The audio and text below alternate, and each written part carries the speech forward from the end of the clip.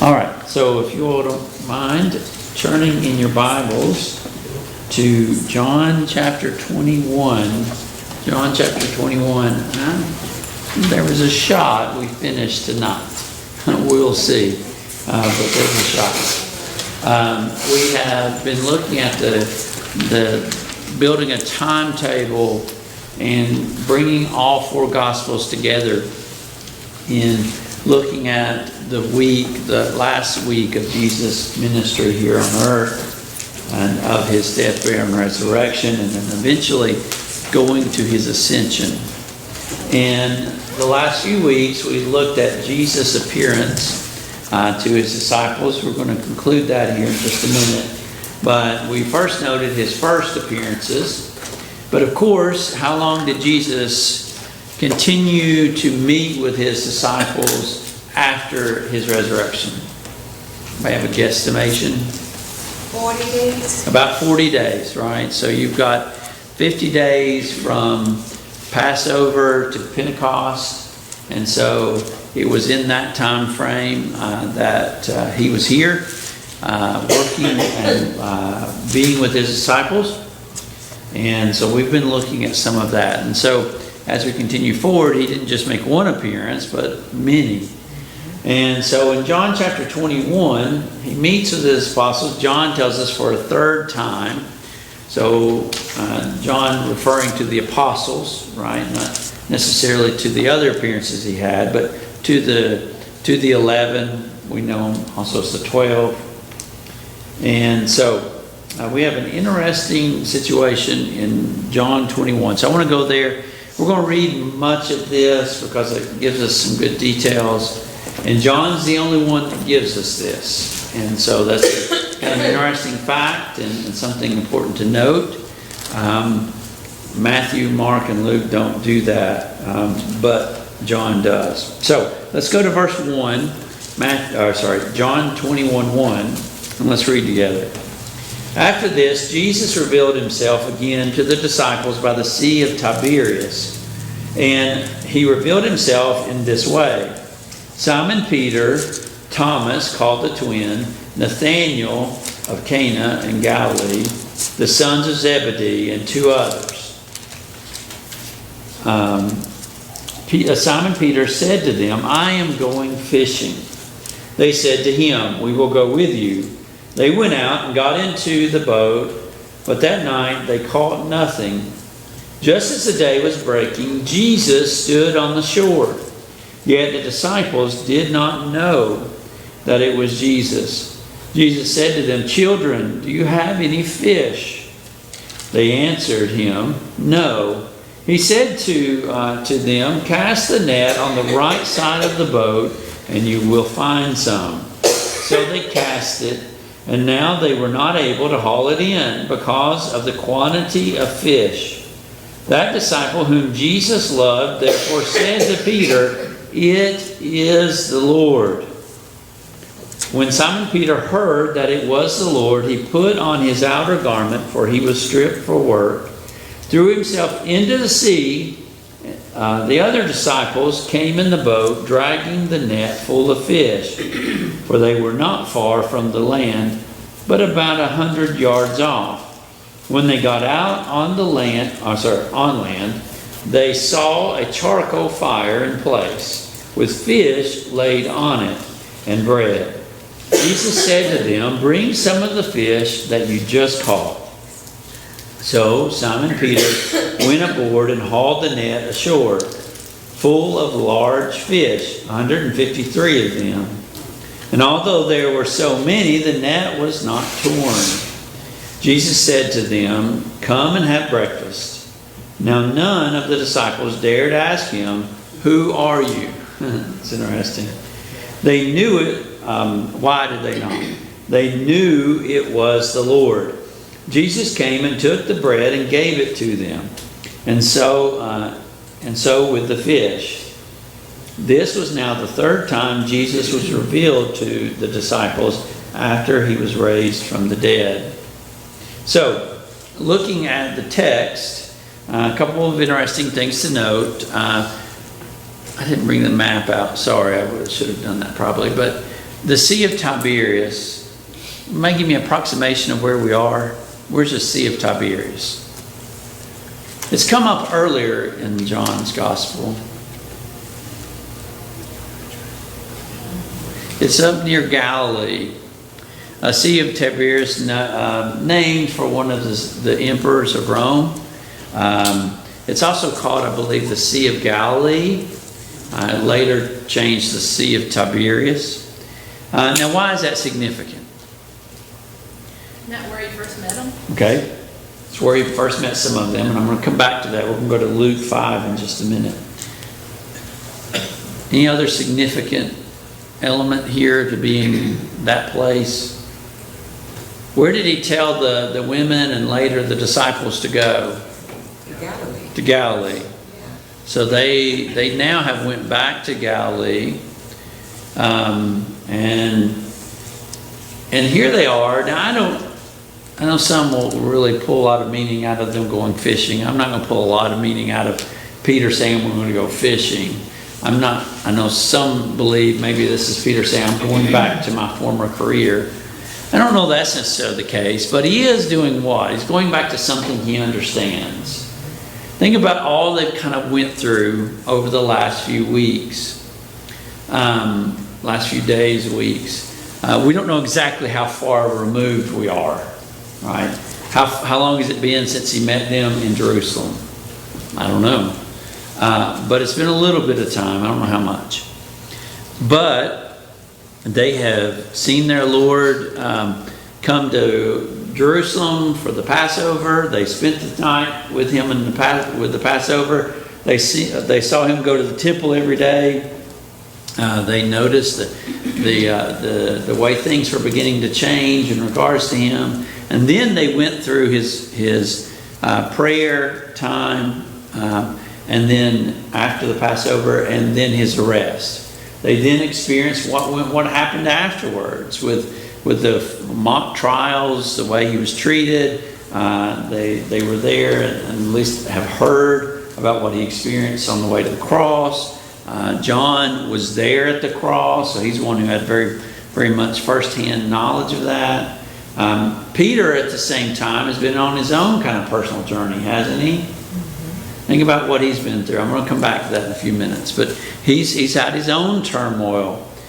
And you think about all of that. Then on the other side of that, thinking their Lord, their rabbi was dead, all that gets flipped on its head Sunday, the first day of the week, right? When he resurrects. And that's a lot to deal with. Just emotionally, how draining must that be? And they've experienced all that. And so I guess when I'm reading Peter saying, I'm going fishing, he's going back to what he knows. He's trying to find something familiar to set himself in. It doesn't seem to me, and you can disagree with me about this on the timeline, I don't believe the Great Commission has been delivered as of yet. That's my opinion. You can have a different opinion. That's fine. I may not be right. But I don't think we've got to Matthew 28:18 and following or Mark 16 yet. I think that's going to happen soon, but later. And so maybe they're feeling a little bit like, what's the future hold for us? What are we going to do now? I used to be a fisherman, but what did Jesus say? I'm going to make you fishermen of men. Yes, exactly. Yeah. So when you look at the text, to me, it jumps out to me of something that happened earlier. If you go back to Luke chapter 5, hold your place here. We're going to come right back here. But, okay, so real quickly, what do we see here? We see them doing what? Fishing. And what happens all night? They didn't catch any fish. Here's expert fishermen who have caught nothing. Right? It's not like me going and throwing a line out and hoping there's something that's close by that might be attracted to the lure I'm throwing out there or the bait I'm putting. All right, these guys know what they're doing. They spent all night fishing, haven't caught anything. And then what happens? So then you have this guy on the shore saying what? Put it to the, Throw it on the other side. Now, this is before they know who they're talking to. I just wonder if Jesus doesn't establish this to get them to think. So he says, put it on the right side of the boat. They do it. And then they catch one that catch so large, their nets are going to break. All right, doesn't that sound really familiar? Right away. Now, it's not John that writes about this, but it is Luke. So Luke chapter 5, let's go to verse 1. I've done a lot of talking. Somebody read verses 1 through 8, please. Just nice and loud for us. Luke 5, 1 through 8. Somebody read that. Now it happened that while the crowd was pressing around him and listening to the word of God, he was standing by the lake of Gennesaret, and he saw two boats lying at the edge of the lake, but the fishermen had gotten out of them and were washing their nets. And he got into one of the boats, which was Simon's, and asked him to put out a little way from the land. And he sat down and began teaching the people from the boat. When he had finished speaking, he said to Simon, "Put out into deep water and let down your nets for a catch."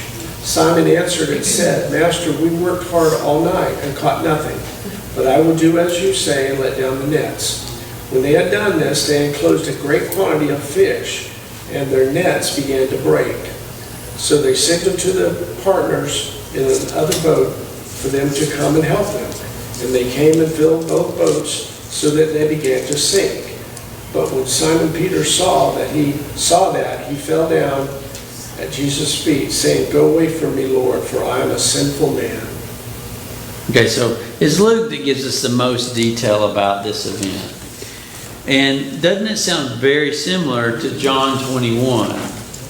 I don't think that's by mistake. I think this is God's providence, if you will. But you even have Simon kind of reacting the same way. They've been fishing all night, not catching anything. Here are the expert fishermen. Here is Jesus, on the other hand, who's a son of a carpenter, right? He's not a fisherman. And he's saying, throw it on the other side. Well, very similar. I mean, they measure up really well. And so Jesus is using this to teach what? He's really putting into practice what he promised long ago when he said, I will make you fishers of men. And he has a real kind of... You don't think Peter thought about this a lot, and the other guys later on when they were preaching the gospel. And this gave them something really to reflect upon. Really powerful object lesson. So they're out there, they make this big catch.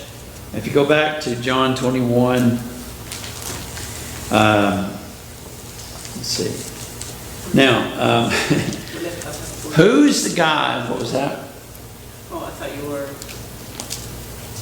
Oh, it's fine. In John 21, who is the guy that first recognizes Jesus? John. John, right? The disciple whom Jesus loved.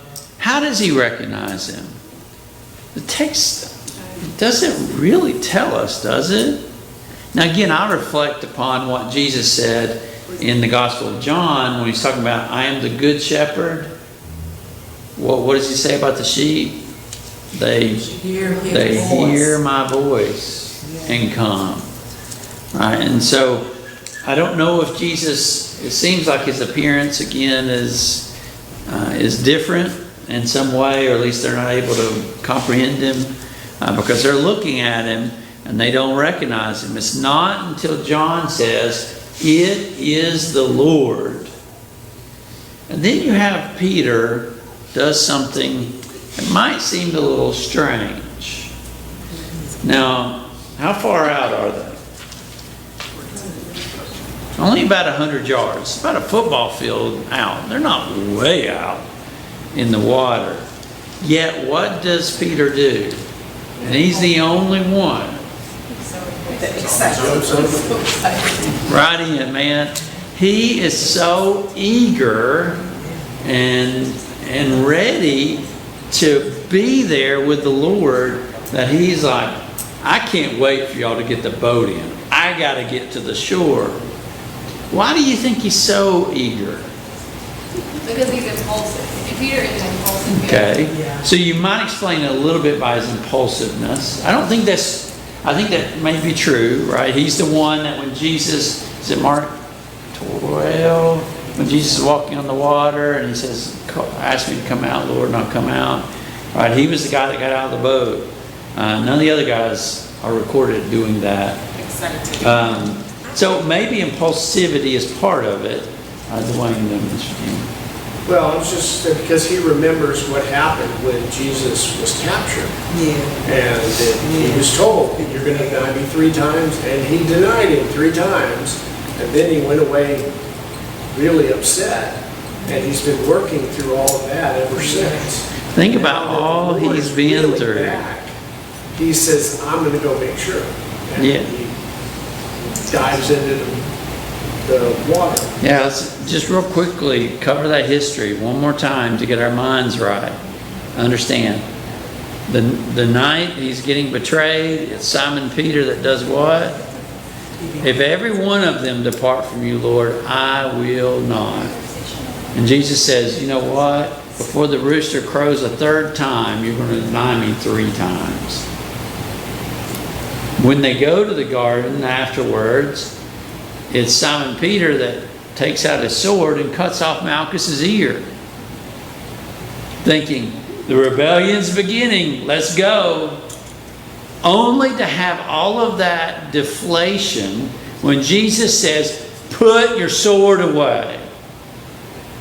Reaches down and puts Malchus's ear back on. That same Simon Peter that ran out of the garden. Now, you remember all of the disciples fled when Jesus was arrested. It was that same Simon that followed with John, Jesus, as he went through all those mock trials. It's that same Simon that denied Jesus 3 times, but it wasn't until what? He, in Luke's gospel, meets the eyes of Jesus at simultaneously, man, you can't, a movie, if you put this in a movie, it'd seem unbelievable, right? It just can't happen. But all at one time, he denies, a rooster crows, and he's looking at Jesus all at one time. The text then says, what does he do? He goes out and weeps bitterly. But you remember, it's that same Simon that Jesus said the night of his betrayal, that said to Simon Peter, after that happens, when you come back, what did he say?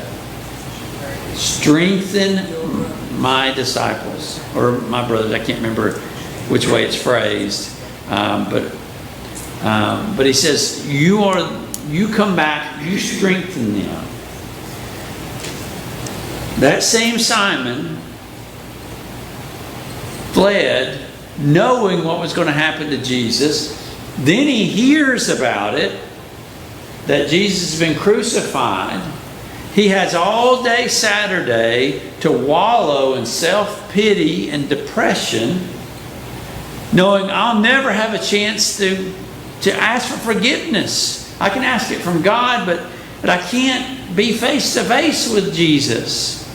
Only to have that hope when it was just barely a flicker of hope, maybe all the way out, to be rekindled the next day when he hears what? When he hears the women and Mary Magdalene say, I've seen the Lord. Only to go to the tomb and not have the same experience. Remember, Jesus didn't show himself right away to Peter. It's sometime later that day. He's with Cleopas, right? And they're on the road to Emmaus. They meet Jesus not knowing they're meeting Jesus. They go all this time not knowing who he is. So he doesn't have what? An opportunity to plead for forgiveness. And then, when he finally figures it out, what does Jesus do? Like that. What does he do? Disappears. I finally have a chance. He's there and he disappears. He comes back. He has some interactions with the disciples. But Peter never has that one-on-one time. Not until now.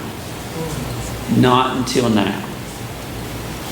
And so that impetuous Peter, Simon, jumps out of that boat and swims to that seashore, in my mind and heart, with one purpose. I'm pleading for forgiveness. I've got to make this right. Because of all the disciples, it was only him that Jesus says, you're going to deny me 3 times. It's only him that we know ever publicly denounced his relationship with Jesus or refused to admit it. It's Simon Peter who said, if every one of them departs, I will not. So, to me, this is a powerful narrative. This is a powerful situation because I've been there, right? You hurt someone, hurt God, and you are so desperate to plead for forgiveness, and that becomes that powerful emotion. And so he jumps into that water and he swims over. Now, what we're going to read is it probably doesn't play out exactly the way he wanted it to play. You know, you make scenarios. Anybody do this? Maybe it's just me. You ever make a scenario in your head of the way things are supposed to go? It's the perfect situation. This is going to happen, and that's going to happen, and this is going to happen, and everything's going to work out perfectly. How often does that actually happen? Never. And it didn't for Peter, I imagine. I'm guessing here. Guess. This is probably not going to play out exactly the way he'd hoped. But we'll hold on to that thought. All right, so he jumps out. Before I get to the rest of Peter's story, let me take a brief interlude. So they get onto the shore, and I think there's one other thing that happens that's really interesting. So what awaits them on the shore? What do they see? If you get into the mindset or into the body of one of the disciples, what are you seeing? Just look at the text. Just tell me. Cook food. Okay, so you're coming up on the shore. You already see a fire going. Right? What else? He's already roasting a fish and bread. He's already got fish and bread. They get there, they see what's going on. Now, we talked last week about the significance of the fish and Jesus eating, right? How that this isn't just some spirit form of Jesus. This is truly the flesh Jesus here. Right? So it's not some spirit. And then one of the main pushes of John is against that false theology that would arise and take some Christians away from the truth with it. You go back to Galatians chapter 1. I know some believe that's kind of the foundations when Paul writes the Galatians in Galatians 1:6. Some of you have what? I marvel that some of you are already what? Turning from or leaving the gospel of Jesus Christ to another gospel, which really isn't a gospel, right? And so he's saying this is Jesus, not just in spirit, but in flesh. All right, so he has the fish there, and then what does he ask them to do? Bring some fish. All right, so you bring some of your fish. I've got some fish here. Where'd they come from? I don't know. Jesus says, Adam. He says, bring some of your fish. Now, that number 153, I have no idea what that means. I don't know if there's any significance to it. So I'm not chasing rabbits down that rabbit hole. Some people do. I don't know what 153 means, just a number as far as I know. But I think what is significant is the great catch they caught, right? They trusted Jesus to cast the net down, and then what happened? He blessed them, didn't he? Didn't he bless them overwhelmingly? Yeah, okay. So they bring it ashore. Jesus then says what? Come and eat. What? No, before he says come and eat, what does he say? Bring some the of fish which you caught. To me, there's a great parallel here. Jesus is bringing something, isn't he? He didn't come into it's a potluck meal, if you will. He brought his. He says, bring some of yours. There's a joint unity in the work of the Lord. Right? It's God blessing us with the tools we need, us coming with the effort and the trust, us putting the time and effort because we trust Him in doing what He's asked us to do. And so they sit down, they have this breakfast together. All right, any other things about that before I move on to the last part?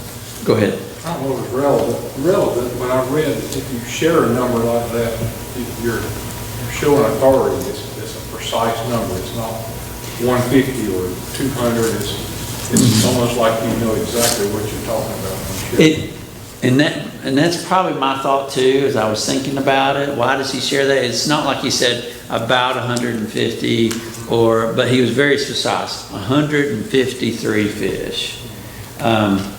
And to me, that's probably the most logical solution. And it comes back to proving the inspiration of the Bible, right? In that exactness. That's a whole big discussion, but I'd agree with you about that. Any other thoughts? All right, so let's go down to verse 15. Let's continue on. Now, we're going to get into a serious discussion between Jesus and Simon. All right, let's read verse 15. When they had finished breakfast, Jesus said to Simon Peter, notice the directness. All right, Jesus is going right to Simon Peter. Jesus said to Simon Peter, Simon, son of John, do you love me more than these? He said to him, yes, Lord, you know that I love you. Jesus said to him, feed my lambs. He said to him a second time, Simon, son of John, do you love me? He said to him, yes, Lord, you know that I love you. He said to him, tend my sheep. He said to him the third time, Simon, son of John, do you love me? Peter was grieved because he had said to him the third time, do you love me? And he said to him, Lord, you know everything. You know that I love you. Jesus said to him, feed my sheep. Truly, truly, I say to you that, well, let me wait on that last part. We'll get to verse 18 in a minute. So, this is one of those times when English doesn't give us the complete picture. You really need to know the words behind the translation. Because the words that, when we talk about love, we have kind of one word that covers a huge gamut of meanings. We talk about, I love pizza. I love my wife. When I'm talking about pizza, I'm not using love in the same way as when I talk about my wife, right? Yeah, you hope not. That's true, right? That's true. And so English, we have to use adjectives and adverbs to help us explain what we're talking about, context. Well, in Greek, they had a little bit more depth with this because they didn't just have one word for love. There are 5 terms for love. What I find fascinating about this text is the use of of the words that Jesus used and those that Peter used. They're not the same, not all the time. So, two important loves that are talked about in Greek. I'll give you these. There's others, but these two are in this text. The first word is probably one you've heard of, is agape, is our English transliteration of it, right? Agape. And it is the form of love in the Greek that typically, not always, typically is reserved for God, right? It is the sacrificial kind of love. It is what many believe is the highest form of love in the Greek language. You have another term, phileo, that's the English, or the transliteration in English, phileo of the Greek, and it's slightly different. It's more of a familial love. Think about the city of Philadelphia. What's the motto of the city of Philadelphia? City of brotherly love. City of brotherly love, right? Its roots are back in that Greek term, phileo. And so when you're using phileo, it is that concept of familial love, like family love, like the way you love your spouse or your children, right? Brotherly love, or your sister, right, brother. So let's look at the text, and you might want to know these. So we have three different interactions. We have Jesus directly speaking to Peter, and Jesus in the English says, "Do you love me more than these?" The word love there is the word agape. Agape. Now, what is fascinating is when Peter responds, he doesn't use agape. When he responds in verse 15, 15, he says, "Yes, Lord, you know that I phileo you."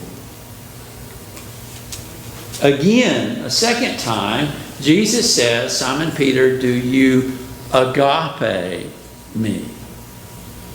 Peter, a second time, doesn't use agape. He says, "I phileo love you."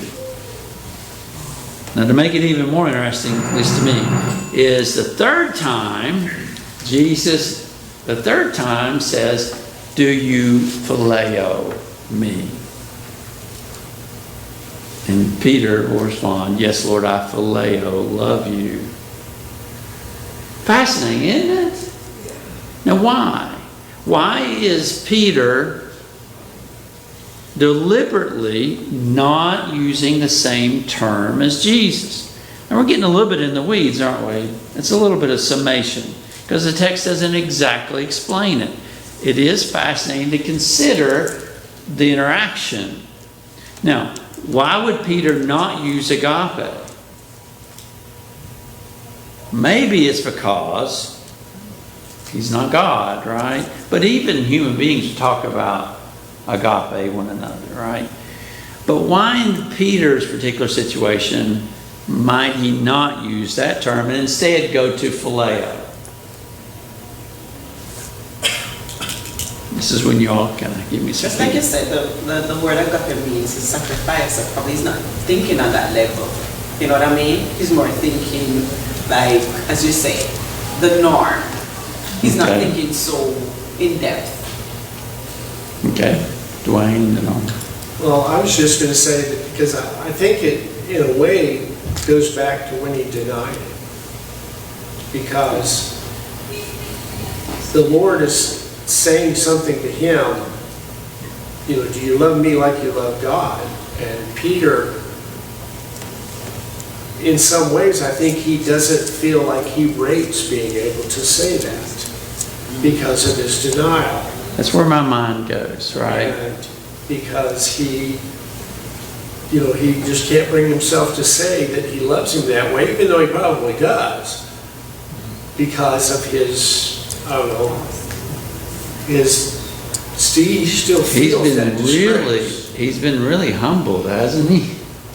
Think about what he's been through. Do you think maybe that's a struggle for him?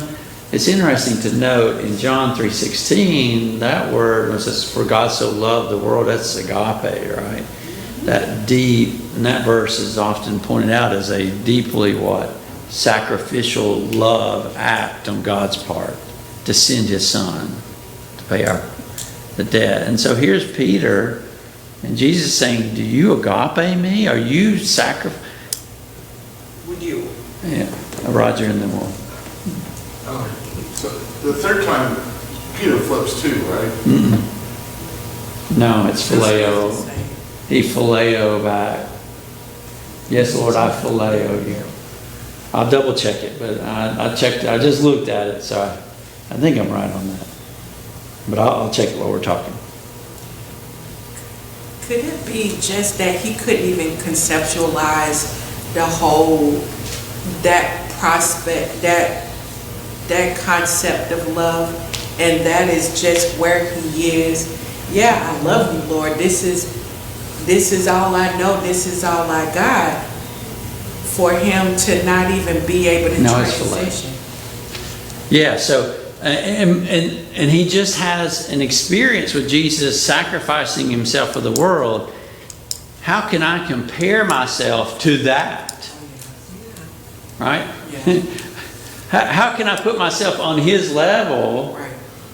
And so it's fascinating to me, right? And it's fascinating to me that the third time, Jesus doesn't say agape the third time.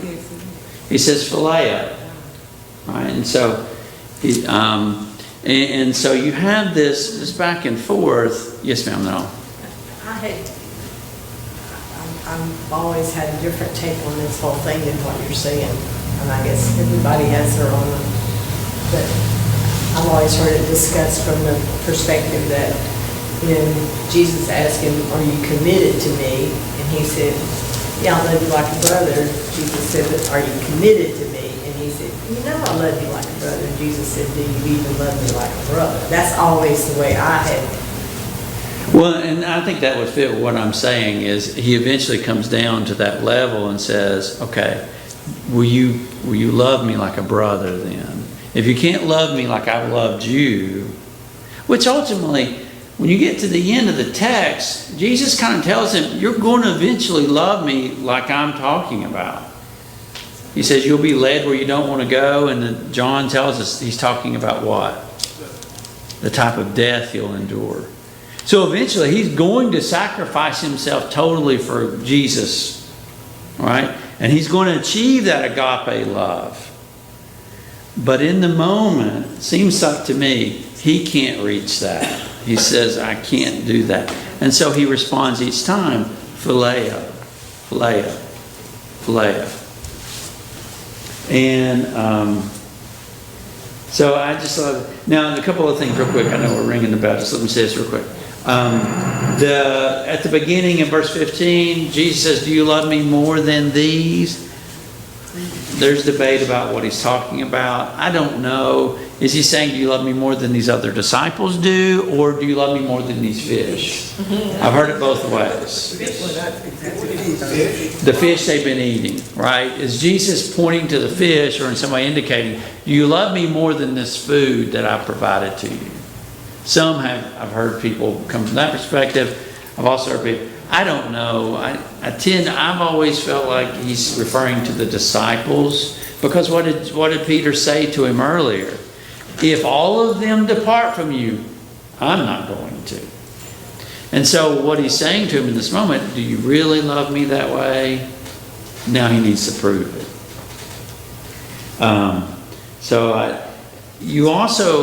I've also been always taken aback that Jesus isn't really pulling any punches with him here.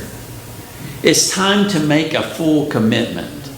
You can't waver like you did before. And so in a sense, he gives him an opportunity to redeem himself. Why does he ask him 3 times? Because he died 3 times. I think that's probably it. It kind of brings that all to a full circle. It also allows him to have that discussion with agape, phileo, right, back and forth.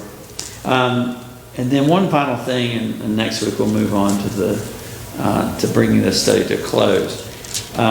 He says to him, feed my sheep, tend my sheep, feed my sheep. Another interesting Greek thing here is those first two, tend and feed, are the exact same word in Greek. But when you get to the third term, it uses the term we more commonly know translated as shepherd.